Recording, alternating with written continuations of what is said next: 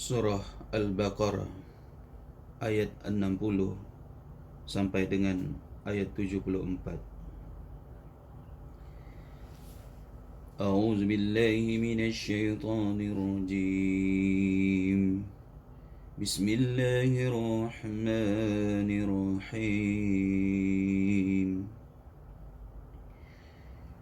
وإذ استسقى موسى لقومه فقلنا اضرب بعصاك الحجر فانفجرت منه 12 عينا قد علم كل أناس مشربهم كلوا واشربوا من رزق الله ولا تأثوا في الأرض مفسدين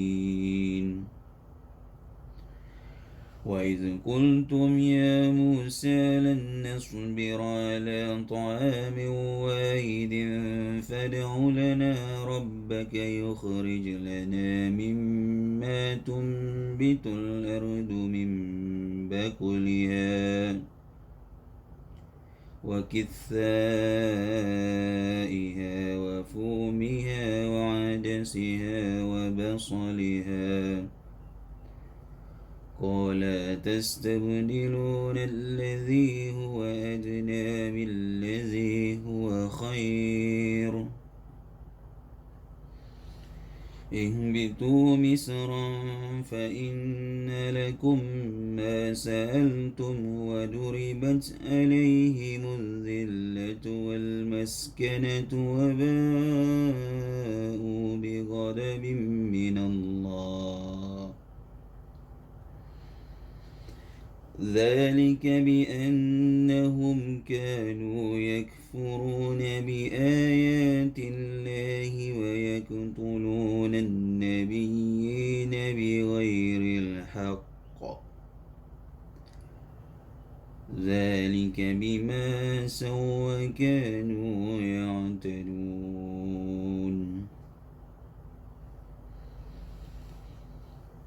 إن الذين آمنوا والذين هادوا والنصارى والصابعين من آمن بالله واليوم الآخر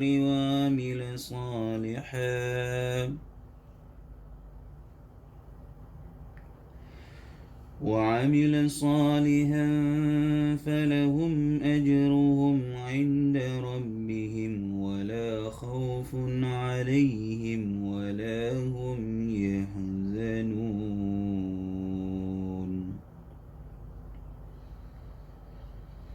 وإذ أخذنا ميثاقكم ورفعنا فوقكم الطور خذوا ما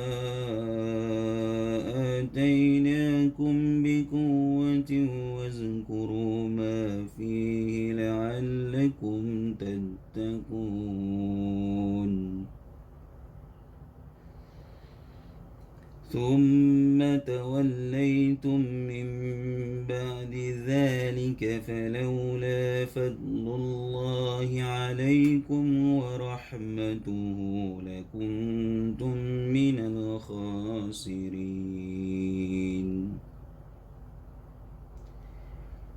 ولقد علمتم الذين اعتدوا منكم في السبت فقلنا لهم كونوا قردة خاسئين فجعلناها نكالا لما بين يديها وما خلفها وموعظة للمتقين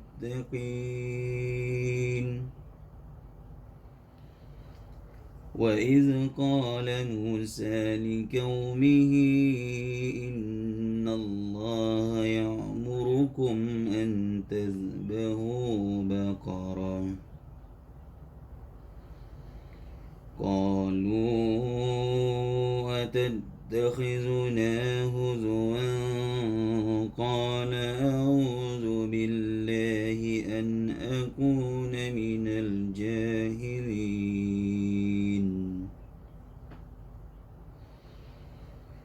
قالوا ادع لنا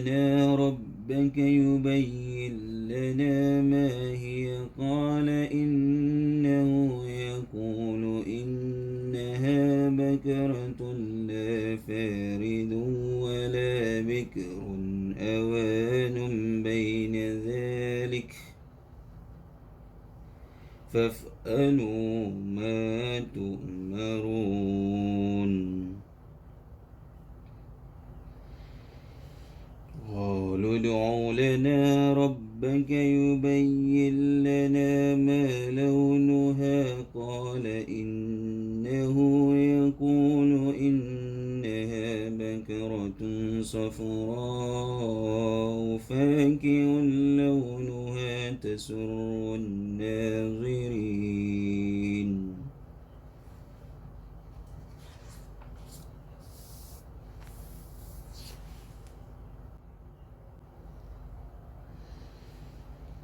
قالوا ادع لنا ربك يبين لنا ما هي إن البكرة شابه علينا وإنا إن شاء الله لمهتدون قال إنه يقول إنها بكرة لا ذلول تثير الأرض ولا تسقي الحرث مسلمة لا شية فيها قالوا الآن جئت بالحق فذبحوها وما كانوا يفعلون وإذ قتلتم نفسا فادارأتم فيها والله مخرج ما كنتم تكتمون فقلنا اضربوه ببعضها كذلك يحيي الله الموتى ويريكم آياته لعلكم تعقلون ثم قست قلوبكم من بعد ذلك فهي كالحجارة أو أشد قسوة وإن من الحجارة لما يتفجر منه الأنهار وإن منها لما يشقق فيخرج منه الماء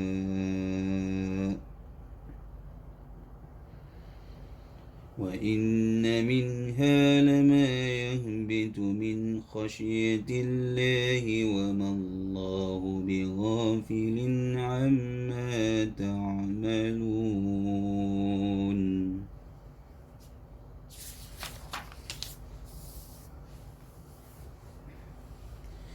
Dan ingatlah ketika Musa memohon air untuk kaumnya. Lalu kami berfirman, pukullah batu itu dengan tongkatmu. Maka memancarlah darinya 12 mata air. Setiap suku telah mengetahui tempat minumnya masing-masing. Setiap suku dari 12 suku Bani Israel, sebagaimana tersebut dalam surah Al-A'raf ayat 160. Makan dan minumlah dari rezeki yang diberikan Allah Subhanahu wa taala, dan janganlah kamu melakukan kejahatan di bumi dengan berbuat kerusakan.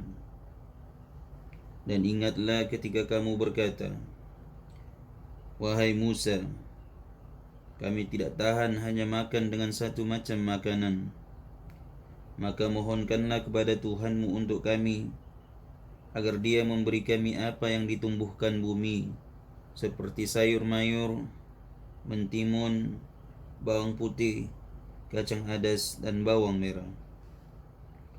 Dia Musa menjawab, apakah kamu meminta sesuatu yang buruk sebagai ganti dari sesuatu yang baik? Pergilah ke suatu kota, pasti kamu akan memperoleh apa yang kamu minta. Kemudian mereka ditimpa kenistaan dan kemiskinan, dan mereka kembali mendapat kemurkaan dari Allah Subhanahu wa taala. Hal itu terjadi karena mereka mengingkari ayat-ayat Allah Subhanahu wa taala dan membunuh para nabi tanpa alasan yang benar. Yang demikian itu kerana mereka durhaka dan melampaui batas. Sesungguhnya orang-orang yang beriman, orang-orang Yahudi, orang-orang Nasrani, dan orang-orang Sabi'in. Sabi'in ialah umat sebelum Nabi Muhammad sallallahu alaihi wasallam yang mengetahui adanya Tuhan yang Maha Esa dan mempercayai adanya pengaruh bintang-bintang. Siapa saja di antara mereka yang beriman kepada Allah dan hari akhir dan melakukan kebajikan, mereka mendapat pahala dari Tuhan mereka. Tidak ada rasa takut pada mereka dan mereka tidak bersedih hati. Dan ingatlah ketika kami mengambil janji kamu dan kami angkat gunung Sinai di atasmu seraya berfirman, pegang teguhlah apa yang telah kami berikan kepadamu dan ingatlah apa yang ada di dalamnya agar kamu bertakwa. Kemudian setelah itu kamu berpaling, maka sekiranya bukan karena karunia Allah dan rahmatnya kepadamu, pasti kamu termasuk orang yang rugi.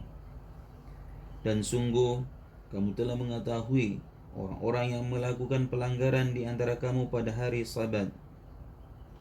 Hari Sabat ialah hari Sabtu, hari khusus bagi orang Yahudi untuk beribadah. Lalu kami katakan kepada mereka, jadilah kamu kera yang hina. Maksud kera betul-betul menjadi kera sebagai kutukan Allah. Sebagian mufasir mengartikan memiliki sifat-sifat seperti kera. Maka kami jadikan yang demikian itu peringatan bagi orang-orang pada masa itu dan bagi mereka yang datang kemudian, serta menjadi pelajaran bagi orang-orang yang bertakwa. Dan ingatlah ketika Musa berkata kepada kaumnya, Allah Subhanahu wa taala memerintahkan kamu agar menyembelih seekor sapi betina. Mereka bertanya, apakah engkau akan menjadikan kami sebagai ejekan? Hikmat Allah menyuruh menyembelih sapi ialah agar hilang rasa penghormatan mereka pada patung anak sapi yang pernah mereka sembah. Dia Musa menjawab, aku berlindung kepada Allah agar tidak termasuk orang-orang yang bodoh. Mereka berkata, mohonkanlah kepada Tuhanmu untuk kami agar dia menjelaskan kepada kami tentang sapi betina itu.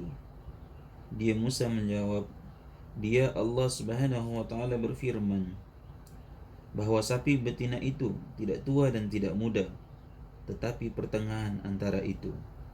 Maka kerjakanlah apa yang diperintahkan kepadamu. Mereka berkata, mohonkanlah kepada Tuhanmu untuk kami agar dia menjelaskan kepada kami apa warnanya. Dia Musa alaihissalam menjawab, dia Allah Subhanahu wa taala berfirman bahwa sapi itu adalah sapi betina berwarna kuning tua yang menyenangkan orang-orang yang memandangnya. Mereka berkata, mohonkanlah kepada Tuhanmu untuk kami agar dia menjelaskan kepada kami tentang sapi betina itu, kerana sesungguhnya sapi itu belum jelas bagi kami, dan jika Allah menghendaki niscaya kami mendapat petunjuk. Dia Musa menjawab, dia Allah Subhanahu wa taala berfirman, sapi itu adalah sapi betina yang belum pernah dipakai untuk membajak tanah dan tidak pula untuk mengairi tanaman, sehat dan tanpa belang. Mereka berkata, sekarang barulah engkau menerangkan hal yang sebenarnya. Lalu mereka menyembelihnya dan nyaris mereka tidak melaksanakan perintah itu.